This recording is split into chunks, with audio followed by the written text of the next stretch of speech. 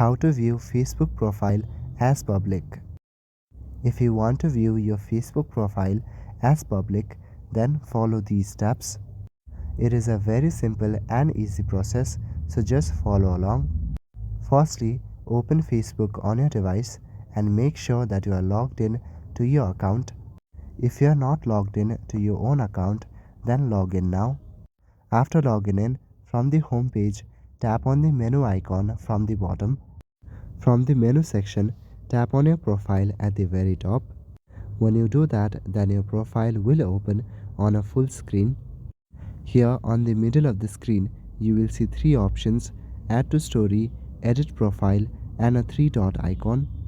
Select the three-dot icon to go to your profile settings. In your profile settings, you will see different options as such.